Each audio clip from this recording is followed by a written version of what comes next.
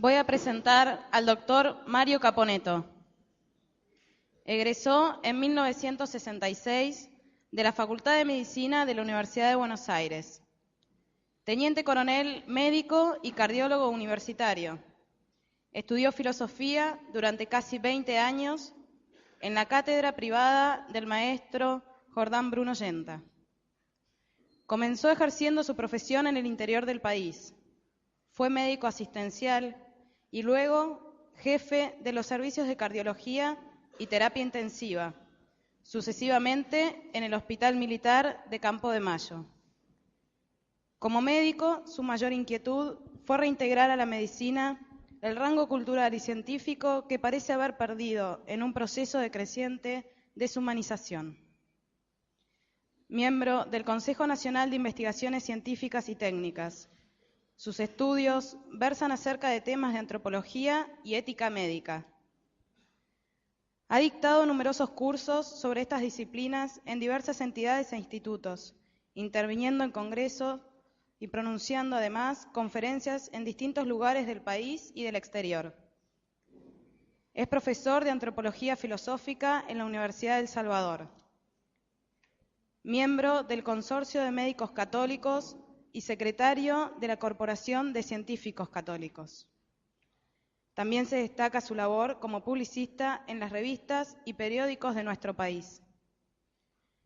Autor de diversas obras publicadas, entre las que destacamos La voluntad del sentido en la logoterapia de Viktor Frankl, que mereció un juicio favorable del famoso psiquiatra. Su último libro se titula Una antropología médica y señala un examen crítico de los fundamentos médico-antropológicos de la logoterapia. En la actualidad está trabajando en la traducción de obras de Santo Tomás de Aquino. En esta oportunidad nos va a hablar del filósofo católico ante el racionalismo modernista. Queridos amigos, buenas noches y muchísimas gracias por la paciencia de escucharme. Trataré de ser breve, habida cuenta de que ha habido exposiciones muy sustantivas y sustanciosas. La última del padre Ramiro me exime de abordar bastantes temas que yo tenía pensado abordar. Todos sabemos que podemos definir el modernismo, en un sentido general, como una corriente de pensamiento nacida en el seno de la Iglesia católica, por obra de ciertos autores católicos, y que surgió en Europa entre los finales del siglo XIX y principios del siglo XX, y que tuvo por finalidad intentar, una vez más, es decir, un intento renovado de conciliar la fe católica con la llamada, en general, filosofía moderna, y con determinadas vertientes de las ciencias históricas y sociales nacidas al influjo y al amparo de la filosofía moderna. El modernismo, en realidad, se trata de un complejo y abigarrado conjunto de ideas, de doctrinas y de autores de variado tipo, al punto que no resulta fácil, al menos en una primera aproximación, hallar en medio de tanta diversidad y disparidad alguna clave de unidad y de coherencia.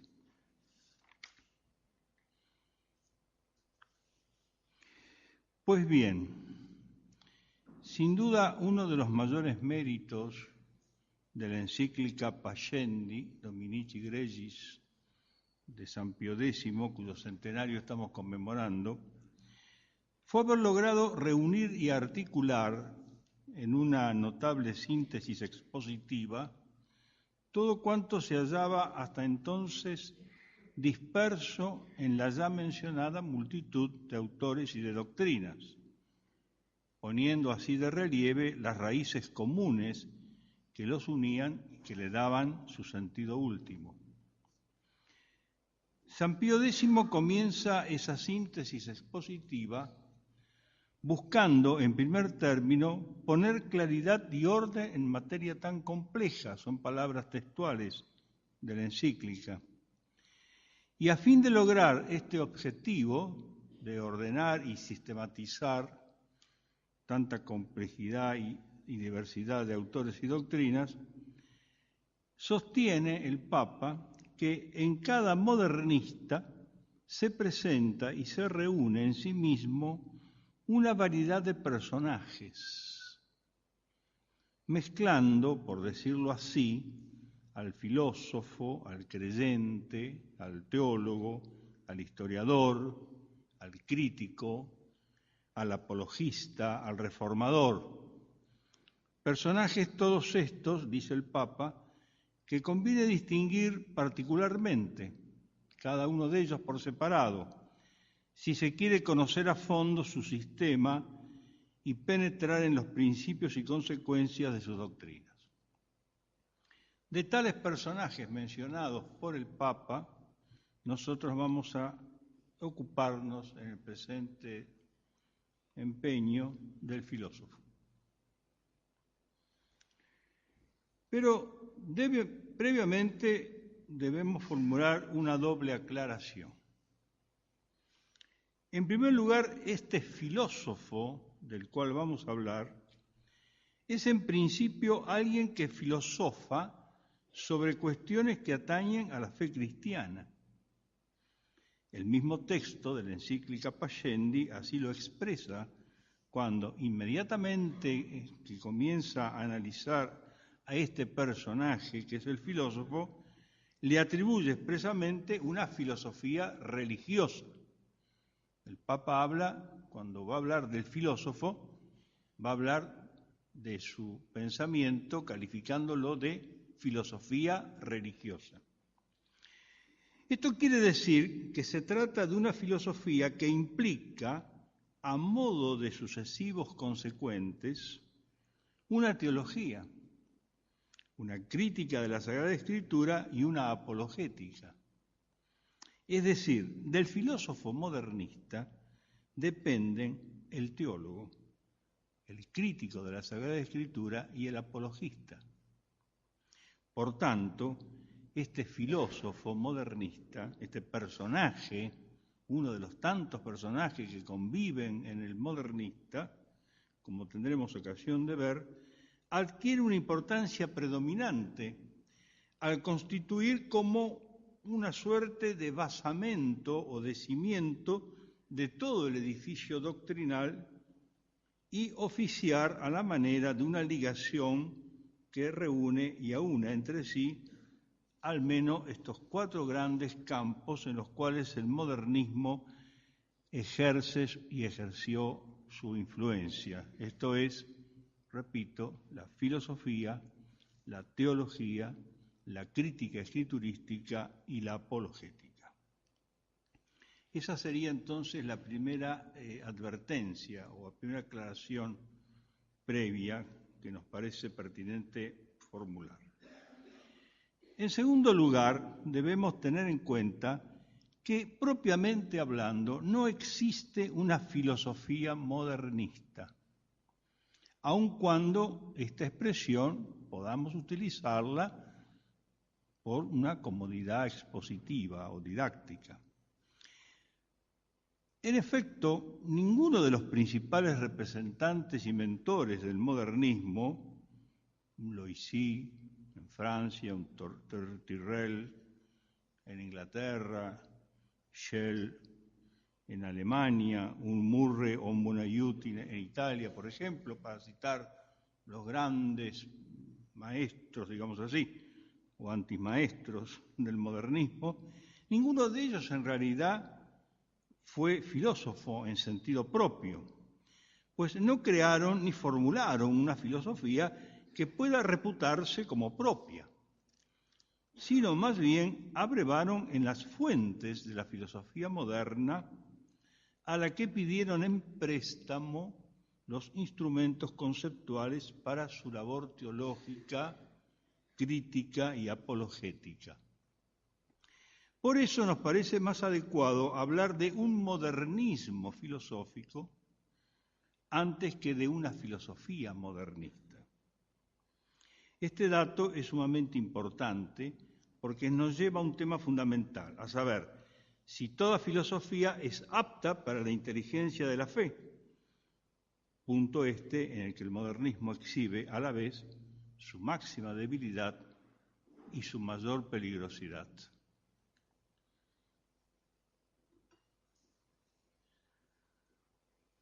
Hechas estas dos aclaraciones, pasemos a considerar en primer término la síntesis expositiva que hace Lapallendi respecto del modernismo filosófico. En esto vamos a ser breves porque de esto ya se ha hablado en otras ponencias. Como todos sabemos, el texto de Lapallendi expone, en un notable esfuerzo de síntesis, lo nuclear del modernismo filosófico. Señala en primer lugar sus dos rasgos esenciales, a saber, el agnosticismo, que elimina la posibilidad de conocer a Dios por la vía de la razón natural. El Papa dice textualmente, Dios, según este principio, no puede ser ni objeto de la ciencia ni sujeto de la historia. Y por otro lado, el llamado principio de la inmanencia vital, según el cual toda explicación, sea natural o sobrenatural, del hecho religioso, un hecho ciertamente irrecusable, no debe buscarse por fuera del hombre, sino en el interior del hombre mismo.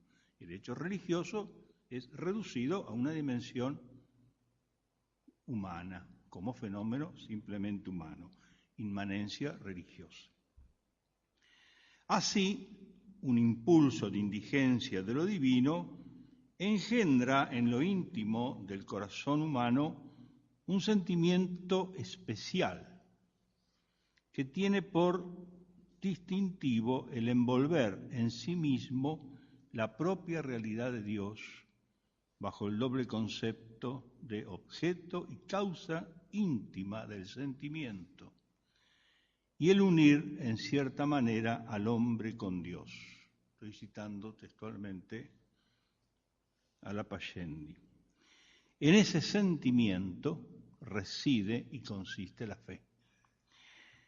Sin embargo, este Dios inconocible que se revela al hombre por vía de la inmanencia del sentimiento y de la inmanencia de la experiencia religiosa, no se hace presente a la fe como algo aislado, sino por el contrario, en dependencia de algún fenómeno, sea este un hecho de naturaleza o sea un personaje histórico singular. Este fenómeno, ligado al sentimiento religioso, cae desde luego en el campo de la ciencia y de la historia, pero no puede explicarse con las leyes de esta ciencia. La fe, por consiguiente, transfigura el fenómeno, lo levanta por sobre sus condiciones fenoménicas, digamos así, y al mismo tiempo lo desfigura, atribuyéndole una realidad que no tiene. Es decir, que el sentimiento religioso entonces se liga a un fenómeno que como tal es irrecusable, pero el sentimiento religioso produce una doble acción sobre el fenómeno, transfigurándolo y desfigurándolo. Y el Papa pone como ejemplo nada menos que la persona de nuestro Señor Jesucristo. Es una persona histórica, dirán los modernistas o los que piensan de esta manera, que para la ciencia histórica es un mero personaje histórico y ha de ser despojado de todo carácter divino. Ese personaje histórico que es Jesucristo, para la ciencia histórica no es más que un personaje histórico. La divinidad de Jesucristo no es sino una transfiguración y una desfiguración obrada por la fe, fe que a su vez brota del sentimiento religioso. Dios, pues, se presenta al hombre como un sentimiento oscuro y confuso. La inteligencia, en un momento posterior, deberá iluminar esta oscuridad del sentimiento y de esta manera el hombre religioso debe pensar su fe, dicen los modernistas, hallando fórmulas secundarias que traducen el sentimiento originario, constituyendo de este modo los dogmas. Adviértase que aquí pensar la fe no es pensar la fe, como nos explicaba el padre Ramiro antes, sino es una racionalización secundaria de la fe. Los dogmas están en dependencia de situaciones históricas y culturales mutables y por lo tanto son cambiantes, están sujetos a permanente revisión y cambio, pues en definitiva los dogmas no son sino simbolizaciones, productos de la razón humana que traducen el sentimiento religioso. Siempre el sentimiento religioso está en la base, digamos así, en el fundamento de la religión. Y el dogma no es como diríamos tal vez en un lenguaje psicoanalítico, una racionalización secundaria de ese sentimiento. Ahora, como esa racionalización del sentimiento, que es el dogma, está siempre sujeta a condiciones culturales determinadas, esas racionalizaciones pueden ir cambiando y el dogma debe cambiar. De ahí, entonces, la no inmutabilidad de los dogmas. Y en definitiva, la noción de Dios procede de una cierta experiencia religiosa, de modo que todas las religiones serían igualmente verdaderas e igualmente válidas en la medida en que respeten ese sentimiento religioso que es puesto como la piedra fundamental de la fe y del dogma. No es difícil entender que, gracias a la conjunción del agnosticismo y del inmanentismo, la teología natural, y ahora pasamos de la filosofía a la teología natural resulta abolida, y lo mismo la teología sagrada. La primera, por la simple razón de que Dios, tal como se dijo, resulta un objeto imposible para la ciencia. La segunda, la teología sagrada, también resulta abolida, porque la revelación externa en sí misma se vuelve innecesaria, toda vez que la verdadera revelación es la que se da en la intimidad de la experiencia y del sentimiento religioso. Ya vimos que los dogmas no son sino esas racionalizaciones secundarias del sentimiento religioso.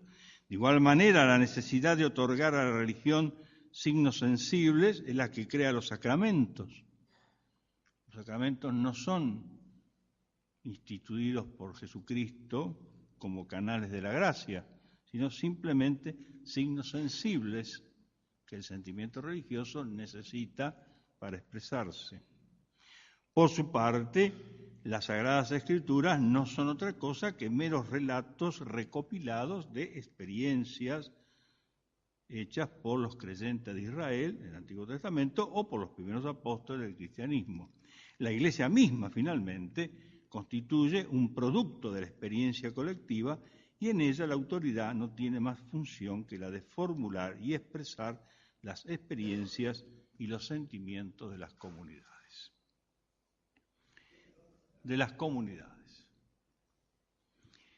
La crítica modernista tiene también su punto de partida en esta actitud filosófica, la crítica escriturística. En efecto, si el agnosticismo elimina toda posibilidad de una teología natural y sobrenatural, y si solamente queda en pie un proceso meramente humano de transfiguración y de desfiguración del fenómeno religioso, es fácil deducir que el crítico de la Sagrada Escritura excluya de ella todo cuanto se presume haya sido añadido por la fe, o que no se presente conformidad con la lógica de los hechos. El texto sagrado resulta así despojado precisamente de su carácter sagrado y puesto al nivel de cualquier texto de factura humana. La exégesis bíblica no tiene su fuente en la lectio divina, sino en la crítica racionalista. Finalmente, la apologética depende también de la filosofía, pues los hechos históricos son pasados por el matiz de los principios de tal filosofía.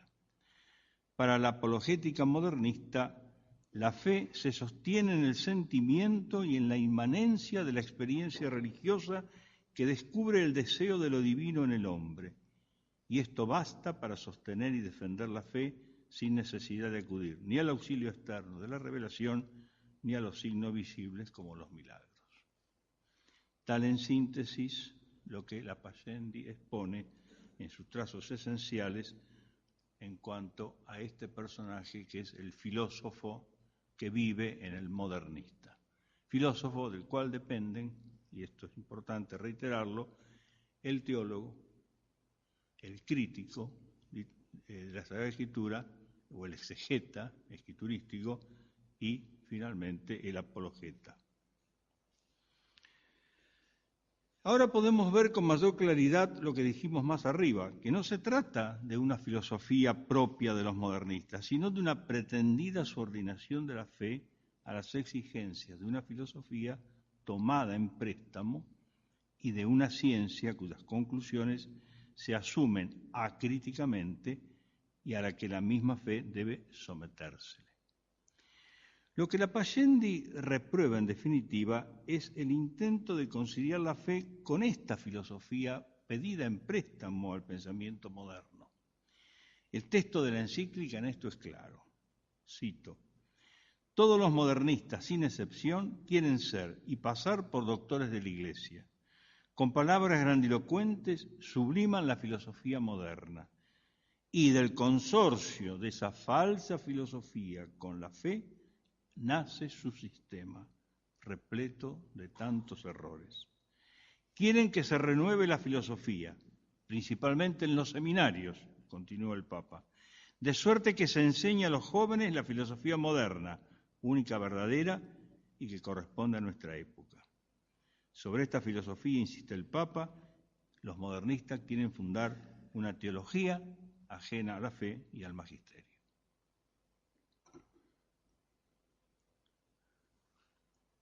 Para estos modernistas, el Papa reserva palabras singularmente duras, que creo oportuno recordar. Ciegos, dice el Papa, ciertamente, y conductores de ciegos, que inflados con el soberbio nombre de ciencia, llevan su locura hasta pervertir el eterno concepto de la verdad, a la par que la genuina naturaleza del sentimiento religioso. Para ello han fabricado un sistema en el cual, bajo el impulso de un amor audaz y desenfrenado de novedades, no buscan dónde ciertamente se halla la verdad, y despreciando las santas y apostólicas tradiciones, abrazan otras doctrinas vanas, fútiles, inciertas, no aprobadas por la Iglesia, sobre las cuales hombres vanísimos pretenden fundar y afirmar la misma verdad. Lenguaje duro, lenguaje que hoy tal vez pueda herir de alguna manera nuestra sensibilidad actual, lenguaje que tal vez haya que remontar para adentrarse en el espíritu y en el núcleo de la encíclica Lapayende, pero que conviene recordar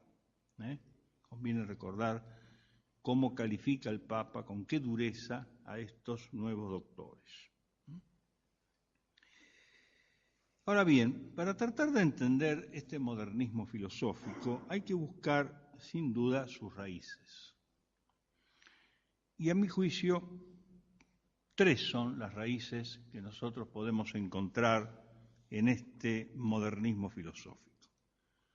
En primer lugar, el fenómeno modernista no se comprende si no se tiene en cuenta el predominio creciente del racionalismo y del agnosticismo de cuño kantiano en el pensamiento moderno. Es bien conocido el influjo que este pensamiento ejerció sobre la teología protestante, particularmente en Alemania. También en Alemania, a lo largo del siglo XIX, tuvo lugar el desarrollo de una corriente de llamado liberalismo universitario y de reformismo católico, que se dio obviamente en el seno de la Iglesia Católica, que aunque en principio puede considerárselo al margen del movimiento modernista, sin embargo puede ser tomado como uno de sus antecedentes más importantes. La filosofía presta un gran servicio a la causa de la verdad, ya lo hemos visto de la mano del padre Ramiro, pero el error también a veces busca la asistencia de la filosofía. Por regla general se considera que el fundamento del modernismo filosófico es Kant. Y esto, en cierto modo, es verdad, si por filosofía kantiana entendemos todo sistema que tiene alguna conexión de raíz con la filosofía de Kant. En otras palabras, en tanto el agnosticismo, entendiendo por tal la filosofía que niega que la razón, usada de forma especulativa y teórica, pueda lograr un conocimiento verdadero de las realidades supersensibles, es, según vimos, uno de los rasgos esenciales del modernismo filosófico y reconoce en Kant a su progenitor y su más ilustre representante. En ese sentido es posible afirmar que la primera raíz del modernismo reside en el pensamiento kantiano. Sin embargo, desde algunos sectores, tanto del pensamiento moderno como del pensamiento tradicional, se han establecido algunas diferencias entre el pensamiento modernista y el pensamiento kantiano, pero las vamos a obviar en razón de la hora y en homenaje a la paciencia de ustedes. De todas maneras, yo diría que la primera, salvo algunos matices que en su momento habría que aclarar, pero salvo algunos matices, la primera raíz del modernismo filosófico está precisamente en la raíz en Kant, es decir, en la crítica que hace Kant de la razón pura que destituye la metafísica, y al destituir la metafísica deja sin sustento la labor teológica. Tal vez podríamos citar autores de una paternidad más próxima con el modernismo, como es Schleiermacher, un filósofo alemán que vivió entre 1768 y 1834, quien se considera en alguna manera discípulo de Kant y que construyó un propio sistema teológico. Las ideas de Schleiermacher se parecen bastante a las ideas que de alguna manera hemos visto reseñadas en la Pascendi, y fue difundido en los países de habla latina por Sabatier, otro filósofo o otro modernista, 1839-1901, protestante francés, que difundió en Francia y en Italia las teorías del autor que acabamos de mencionar, de Schleiermacher. Pero sin duda, la figura más relevante de este modernismo filosófico fue la de Alfred Loisy. Alfred Loisy, sacerdote, orientalista, exegeta y filósofo francés, nacido en 1857 y muerto en 1940. Fue educado en el Seminario Mayor de Chalon-sur-Mer y en el Instituto Católico de París. Fue ordenado sacerdote en 1879 y en 1902 escribió su obra que le valió las primeras dificultades con el magisterio, que se llama El Evangelio y la Iglesia. De hecho, la mayor parte de las proposiciones condenadas en el decreto Lamentabili, que precedió en pocos meses a la encíclica Pascendi, están tomadas directamente de esta obra de Loisy. En 1908, Loisy quedó formalmente excomulgado de la Iglesia. Enseguida vamos a volver sobre este personaje, Loisy, que nos parece sumamente significativo y relevante. Tenemos entonces, en síntesis, como primera raíz del modernismo, la filosofía crítica kantiana con sus variantes, con sus matizaciones que habría que hacer, pero básicamente hay una raíz kantiana, que a través de Schleiermacher, Sabatier y Loisy hacen su impacto en el pensamiento católico en el siglo XIX y principios del siglo XX. Todo eso, esa primera raíz, configura, digamos así, el contexto básico, el sustrato básico de ese modernismo al cual San Pío X se enfrenta en la encíclica Pascendi. Una segunda raíz de este modernismo filosófico podemos hallarla en lo que vamos a denominar un espíritu reformista o un espíritu de ruptura, hijo de una cierta inquietud, una inquietud espiritual, una turbulencia espiritual. La presencia del padre Bojorge me ha inspirado para atribuir a este espíritu rupturista y reformista un cierto parentesco con la asedia.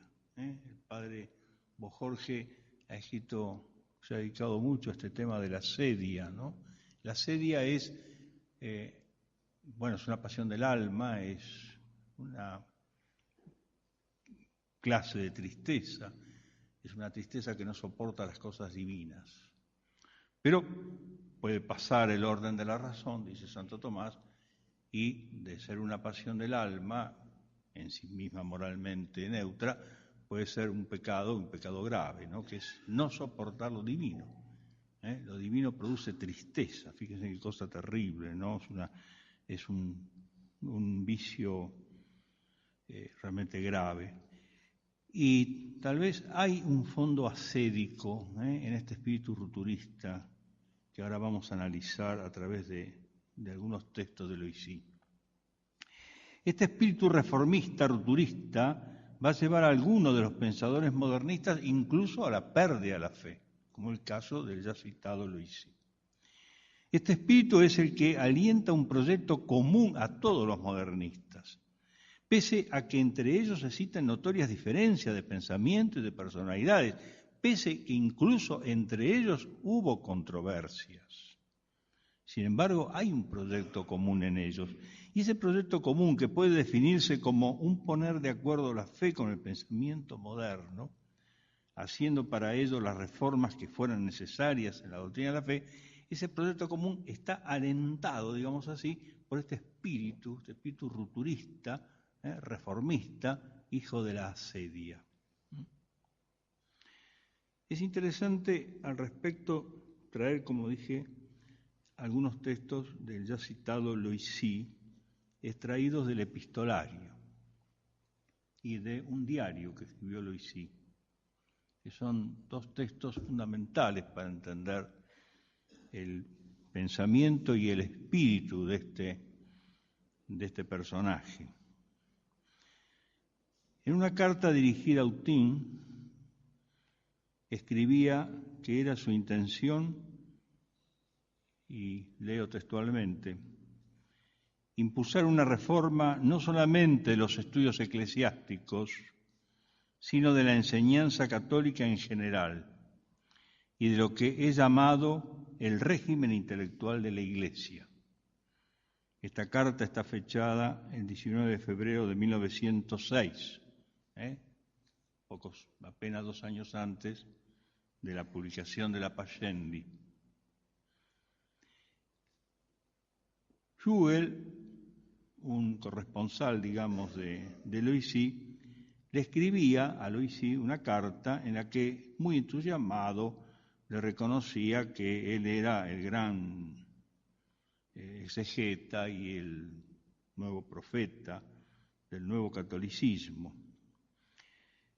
Y Loisy, a su vez, le contesta diciéndole que él lo que quiere cambiar es la concepción misma del catolicismo. Es decir, a esa carta que le manda Hugel, Loisy le contesta que lo que quiere él es cambiar la concepción misma del catolicismo y aún, dice, la concepción misma de la Iglesia oficial. Hay otro corresponsal, es decir, otro personaje que mantiene correspondencia con Loisy, que es Blondel. Blondel no fue propiamente un modernista, no perdió la fe, tuvo sí un sincero propósito de reformar los estudios eclesiásticos, que de todas maneras necesitaban una reforma. Pero no fue más allá de un cierto reformismo, y aunque hay errores en él, sin embargo, se mantuvo siempre dentro de la Iglesia. Bueno, el 25 de febrero de 1897, Loisy inicia un extenso contacto epistolar con Blondel, y en ese epistolario podemos leer algunas cosas interesantes. Así, por ejemplo, Blondel le escribe a Loisy enviándole una copia de un libro de él que se llama Letras sobre la apologética, y le contesta Loisy que le agradece el envío de su texto, y yo le remito también mi propio manifiesto, dice Loisy. Nosotros somos unos innovadores. Su filosofía, le dice Loisy a Blondel, su filosofía se entiende muy bien con mi exégesis. Ambas tienen un trazo común, haber sido desaprobadas como heterodoxas y haber escapado, esperémoslo, a las censuras que algunos querían hacer recaer sobre ellas. Pero nosotros, se queja Loisy, predicamos en el desierto. Eso no prueba que nos hayamos equivocado, al contrario. Solamente que resulta natural que nos encuentren insoportables, inoportunos, temerarios y ligeramente embrollados con el sentido común, es decir, el sentido guardián de la rutina. Fíjense el tono sarcástico, peyorativo que utiliza Loisy. Blondel a su vez le contestaba: por lo demás, me parece que en conjunto, ambos, usted y yo, tenemos una misma inspiración, una locura semejante. Nos parece evidente que la crisis religiosa que sufrimos no se resolverá por virtud de la escolástica, lo que decía el padre recién, en un retorno al fijismo medieval, sino al reemplazarla por otra nueva sistematización filosófica, por otra síntesis teológica. Una síntesis fundada, a diferencia de la escolástica, en el principio de inmanencia. Sin duda, añade, es una empresa ardua que les va a suponer sufrimientos, incomprensiones, pero ahora me parece que no es demasiado difícil conservar una apacible serenidad sin otro sentimiento que la compasión por unos hombres, que son las primeras víctimas de una formación tan general, tan adoctrinante, que los pobres individuos no son en absoluto responsables. Así se expresaba Blondel en carta a Loisy. No faltaron algunos eclesiásticos que se dedicaron a una defensa encendida de Loisy, sin advertir que éste ya, de hecho, había roto con su fe en secreto. Resulta duro leer lo que mientras aquellos sacerdotes hacían en defensa de Loisy, éste iba anotando en su diario. Así, en el diario de Loisy encontramos, por ejemplo, expresiones como esta: yo no encontraría ninguna ventaja espiritual en pensar que hay tres personas en Dios o en tratarle como una persona. Desde hace tiempo no puedo rezar a Dios como uno rogaría a un personaje de quien se espera un favor. Mi oración consiste en recogerme en mi conciencia para decidir lo que yo creo bueno y lícito. Me parece evidente que la noción de Dios no ha sido jamás otra cosa que una suerte de proyección ideal, un desdoblamiento de la personalidad humana, y que la teología no ha sido ni podrá ser jamás otra cosa que una mitología. Esto decía Loisy en su diario que se ha publicado bajo el nombre de Cosas Pasadas.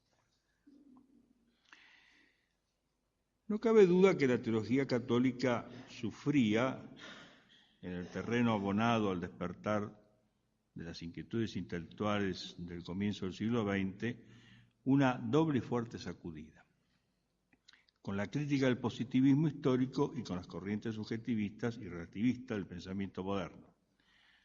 Por otra parte, dado el gran número de trabajos realizados por autores protestantes o no creyentes con esa dirección, no resultaba fácil utilizar el necesario bagaje técnico sin dejarse influir por este pensamiento moderno. Estas dificultades venían agudizadas por una situación de hecho. Repito, había un evidente atraso en los estudios críticos en el campo católico y había una poca altura de los trabajos en buena parte de los teólogos de la época. Es cierto esto. De todos modos, esta decadencia de los estudios eclesiásticos no explica el modernismo, y Loisy lo reconoce expresamente.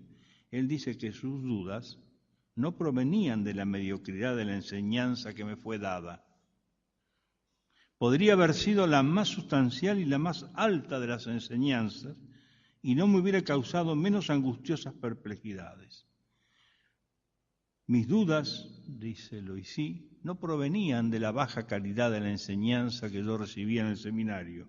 Venían del punto de partida, de las exigencias en bloque de la fe, ese acto de sumisión interna y externa, que es una cosa irrealizable e inmoral para un pensador moderno.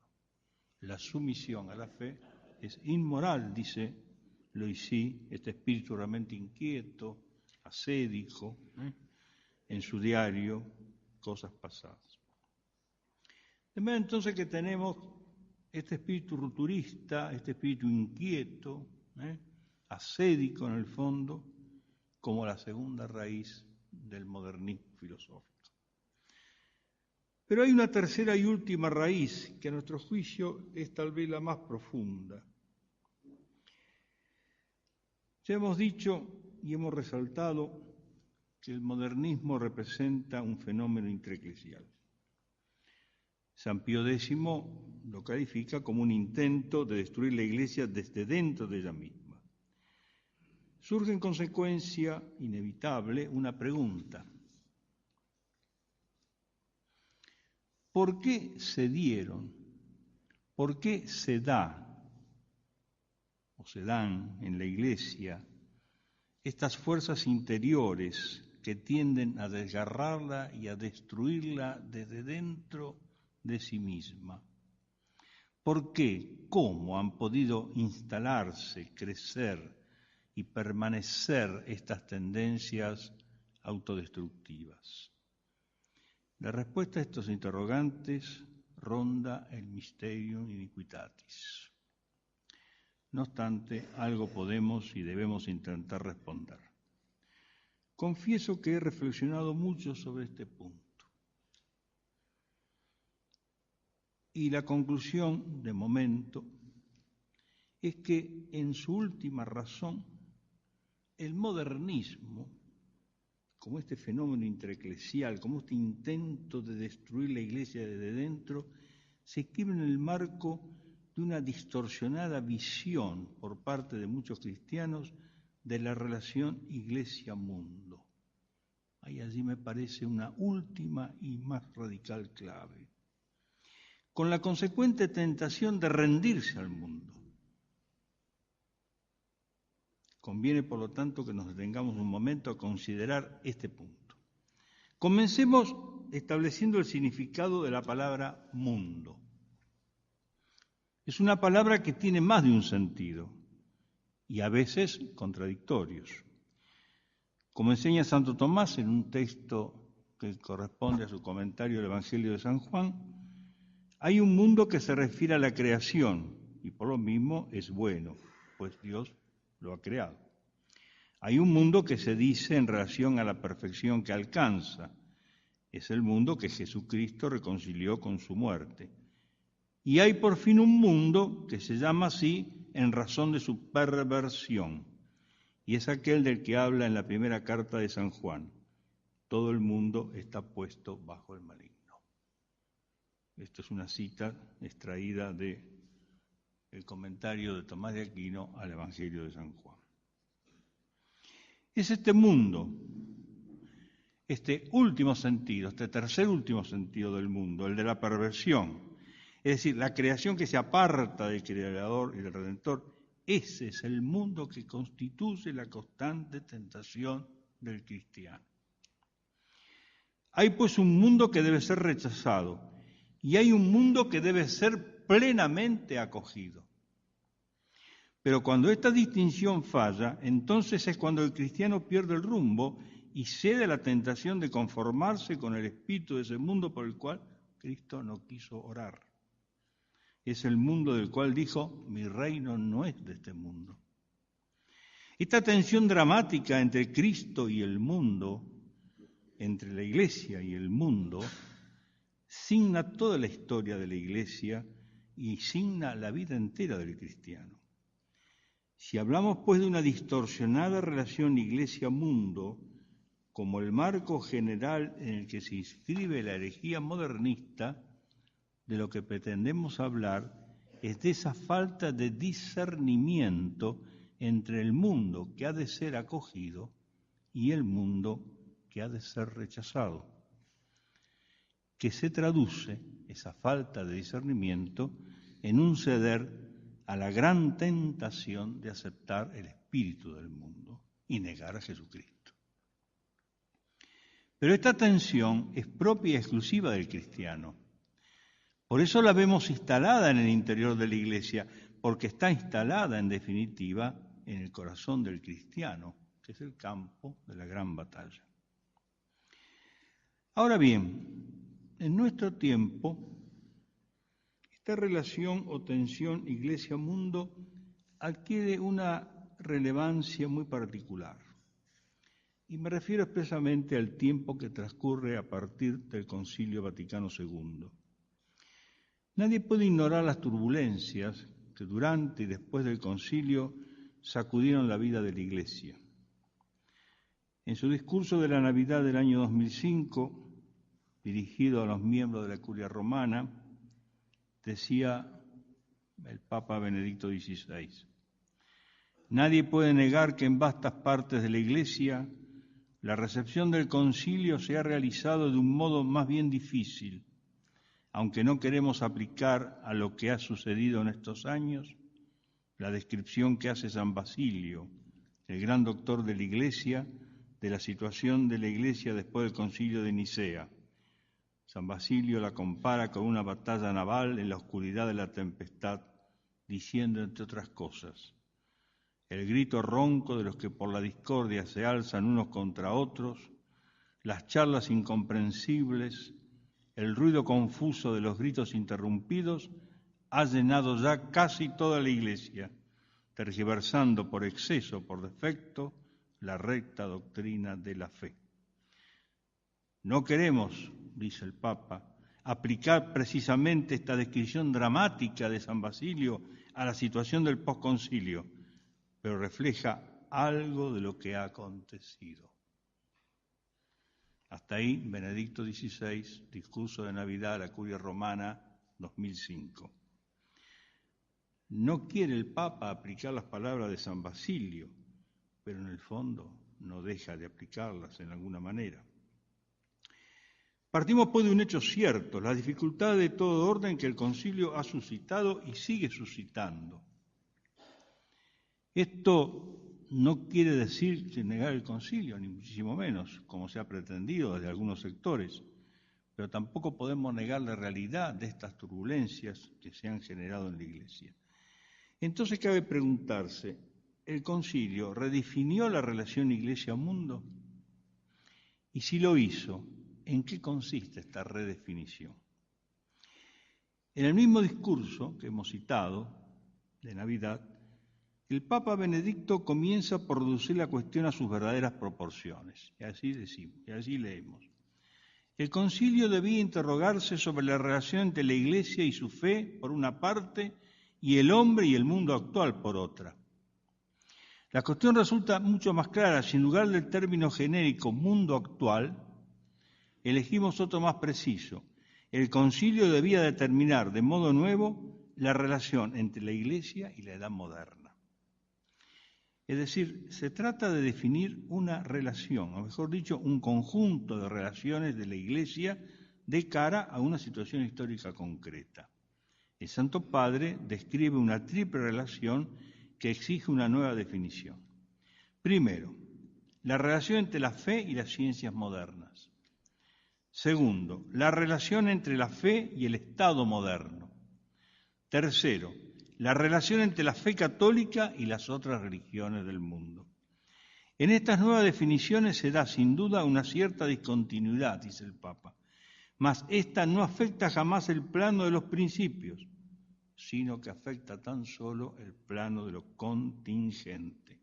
Y así concluye Benedicto diciendo: el Concilio Vaticano II, con la nueva definición de la relación entre la fe de la Iglesia y ciertos elementos esenciales del pensamiento moderno, revisó o incluso corrigió algunas decisiones históricas, pero en esta aparente discontinuidad mantuvo y profundizó su íntima naturaleza y su verdadera identidad.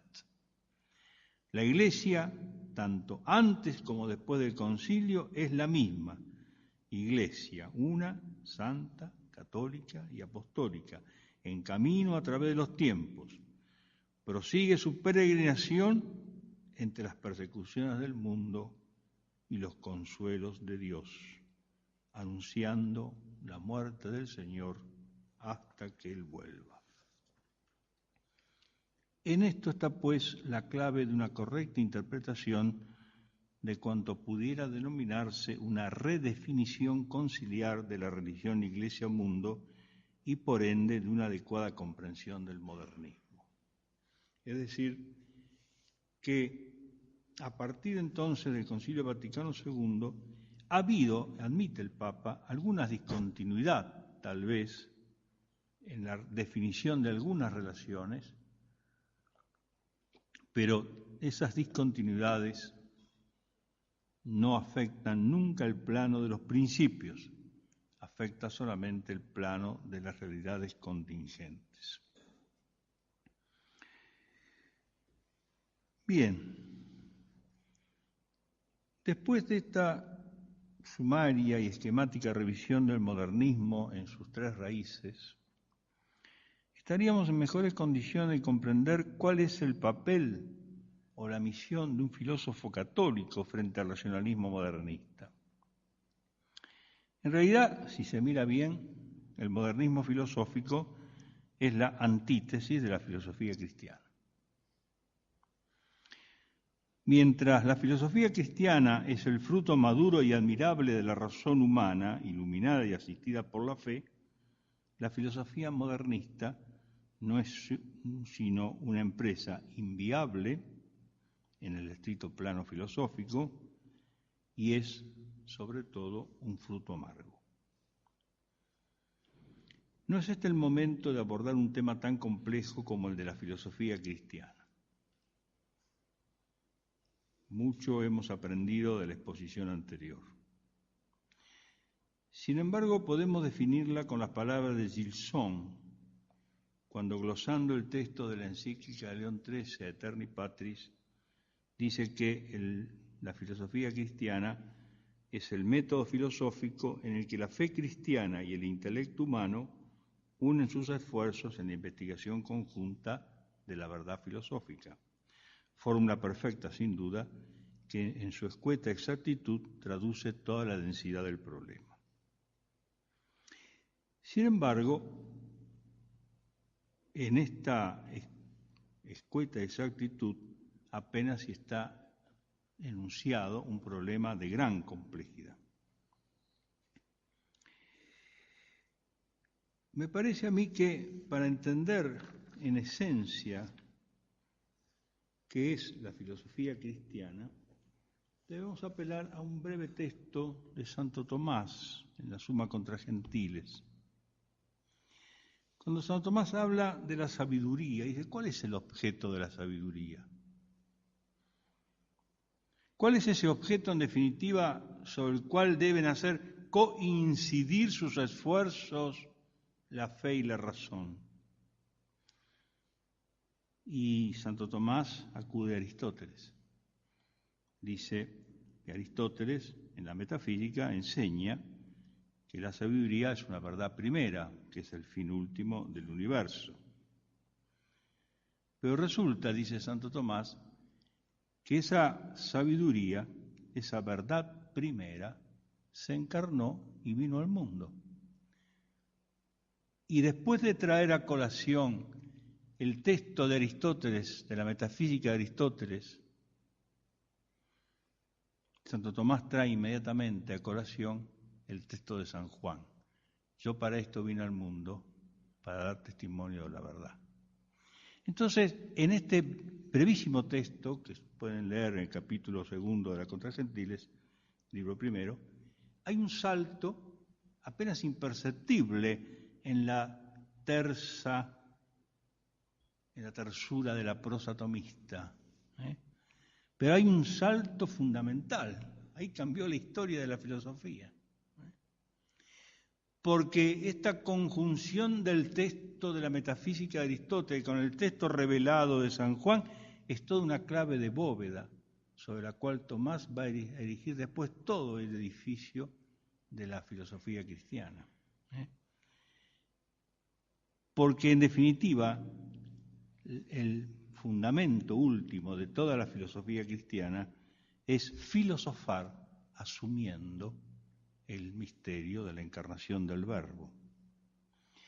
Por lo tanto, puesto a filosofar un cristiano, se abren para él dos caminos. O asume o no asume en su tarea de filósofo el hecho de la encarnación. Si asume la encarnación, eso implicará hacer no solo filosofía cristiana, sino, y esto lo hemos visto en la exposición anterior, es históricamente incontrastable, va a ser la filosofía más alta y plena de cuantas pueda formular el ingenio humano, rescatando en ella al mundo en lo que tiene de bueno y de salvable. Por el contrario, si el cristiano cede a la tentación del mundo, ignora el Verbo hecho carne, se expone no solamente al extravío de la fe, se expone también al extravío de la razón. Entonces volvemos otra vez a la última y tercera raíz de la actitud modernista, la relación con el mundo. Hay que saber distinguir cuál es el mundo al que debemos dirigir todo nuestro esfuerzo de salvación, cuál es el mundo al que debemos confutar, el contextus mundi. Y puesto que esta distinción corresponde a la virtud de la sabiduría, es evidente que hoy necesitamos más que nunca el ejercicio de una sabiduría inspirada por el Espíritu Santo, a la que habrá que sumar la fortaleza de los mártires, anclada firmemente en la palabra del Señor. Ánimo, yo he vencido el mundo. Gracias.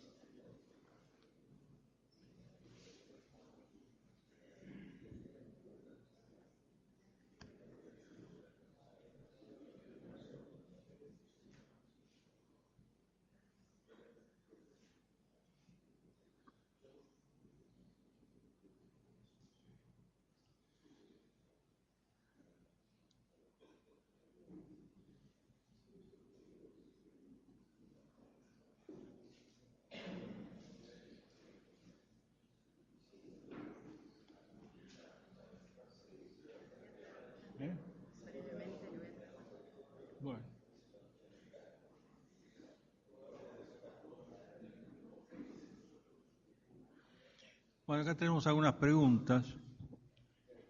Tengo una que dice, ¿qué influjo tiene la filosofía oriental en el modernismo? De ser así, ¿cómo afecta al catolicismo? Sinceramente no sé concretamente qué influjos orientalistas puede haber habido en los filósofos modernistas. Hasta donde yo he podido leer e investigar el tema, no encuentro que haya una conexión directa. Es todo cuanto puedo decir al respecto. No sé si alguien de los que están aquí presentes podría tal vez aportar algún dato a esta pregunta. Hasta donde llegan mis conocimientos, que no llegan demasiado lejos, no veo que haya alguna impronta del orientalismo en estos filósofos modernistas. Como dije antes, yo creo que la raíz fundamental es kantiana, ¿no? Hay una raíz kantiana ahí en el plano estrictamente filosófico, ¿no?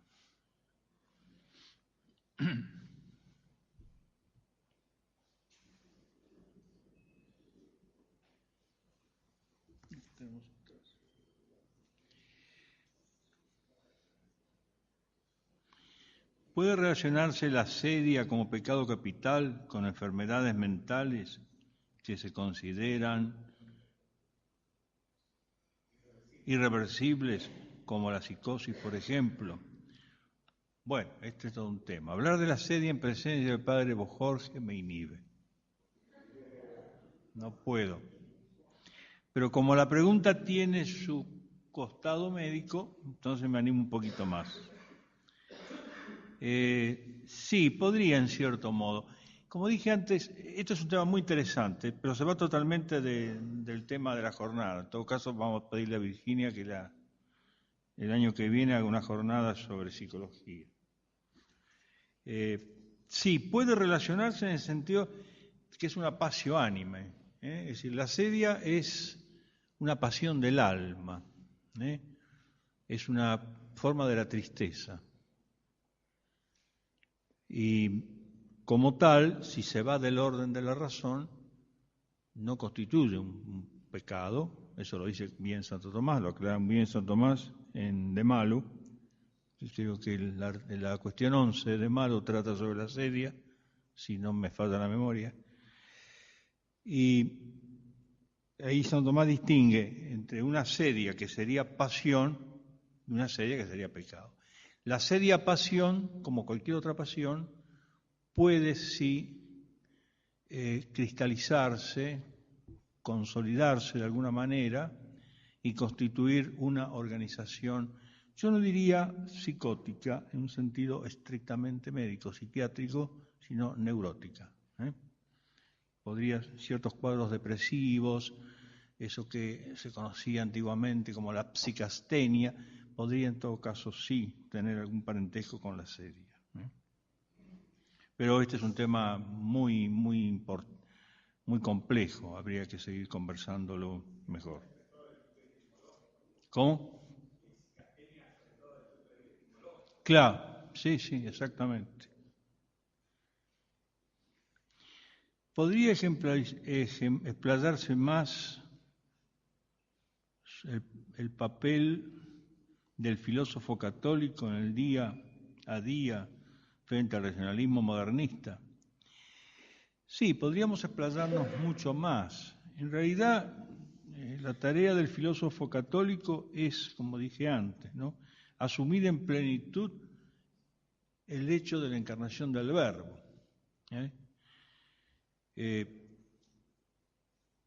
Gilson tiene un pasaje muy lindo, lo voy a leer, tal vez pueda contestar a esta pregunta.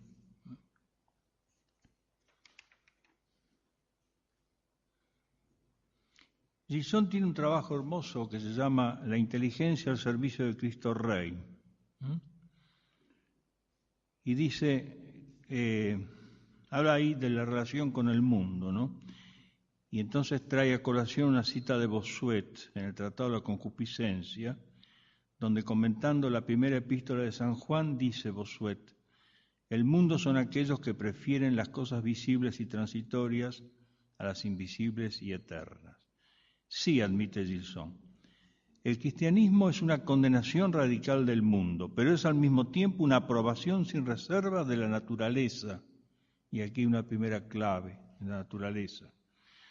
Porque el mundo no es la naturaleza, sino la naturaleza labrando su curso apartada de Dios. En la cima de la naturaleza está la inteligencia. El cristiano afirma y ama como nadie la inteligencia, solo que la dirige a Dios. La inteligencia es buena tanto como la naturaleza a la cual corona, pero a condición de que a través de ella esta naturaleza sea conducida y ordenada a su propio fin, que es Dios. Tomándose a sí misma como fin, dice Gilson, la inteligencia se aparta de Dios, apartando con ella a la naturaleza. Y solo la gracia puede ayudar tanto a la una como a la otra para retornar a lo que es su fin, porque es su origen. Yo creo que el filósofo católico en el día a día lo que tiene que hacer es poner su inteligencia al servicio de Cristo Rey. Es decir, poner su inteligencia al servicio de la naturaleza, es decir, dirigir la inteligencia a su fin propio, que es Dios. La tarea del día a día, bueno, cada uno la hará como pueda o la hará según sus circunstancias, pero a mí me parece que la mejor manera del día a día para un filósofo católico, no sé quién me hizo esta pregunta, pero le aconsejaría que rece la oración para antes del estudio de Santo Tomás de Aquino. Inefable Creador, que dispusiste tan amablemente con tu sabiduría la triple jerarquía de los ángeles, dame un rayo de tu luz, un rayo de tu claridad que ilumine mi mente, aparte de mí la doble tiniebla con que he nacido, el pecado y la ignorancia. Y le pide a Dios que lo asista en su tarea, que le dé fuerza en el inicio, que le ilumine en el progreso y que él corone el acabamiento. Creo que el Padre Bojorge ha traducido esta oración y la pueden encontrar en internet. ¿Cómo responde la Iglesia a los nuevos descubrimientos que hace la exegética, como la cuestión que el Evangelio de Juan no fue escrito por Juan? Bueno, yo no soy para nada perito en esta materia, pero hay toda una exégesis moderna, por lo que yo sé, que Arroz tiene una serie de instrumentos críticos conceptuales que, bien utilizados dentro del marco de una lección divina, que tiene que ser el fundamento de toda exégesis, pueden ser de gran utilidad. De hecho, hay muchos elementos instrumentales de la exégesis moderna que son muy buenos y muy loables y que, bien utilizados, aumentan nuestra intelección y nuestra penetración del texto sagrado. No tengo conocimiento de que se haya negado que el Evangelio de Juan no haya sido escrito por Juan, de manera que sobre eso no puedo contestar.